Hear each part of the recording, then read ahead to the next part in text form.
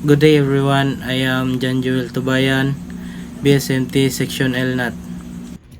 Effect of free surface effect and cargo liquefaction on a ship's stability.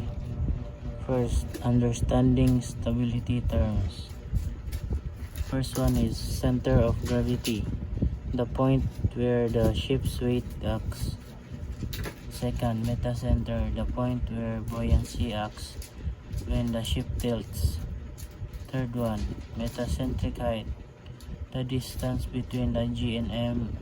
A larger GM means better stability. Fourth one, righting moment, the force that helps the ship returns to an upright position.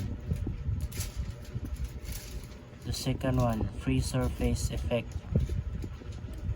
What happens when the liquid in a particularly filled tanks moves as the ship tilts?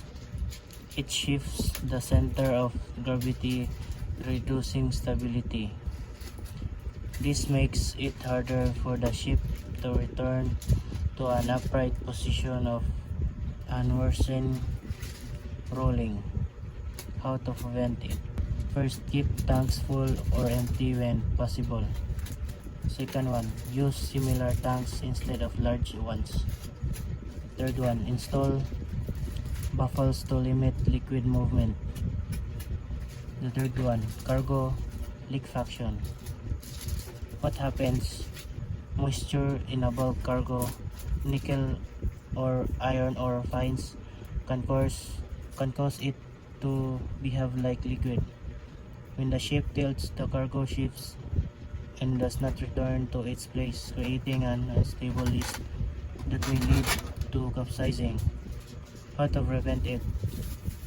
Follow IMSBC code for moisture limits. Second, test cargo before loading. Third, ensure proper drainage in a cargo holds. Fourth one, importance of positive stability. Maintaining the stability is critical for safety. Ships must ensure a low center of gravity is storing a heavy cargo at the bottom.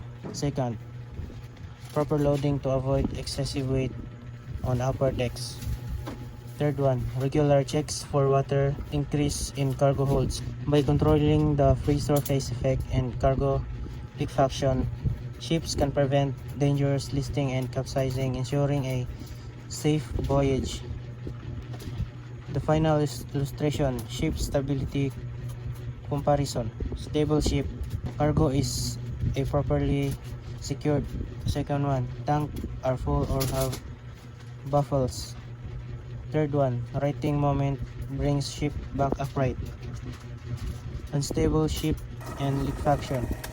First one, liquid or cargo ships to one side. Free surface effect reduces stability. Third one, the ship remains tilted and may capsize.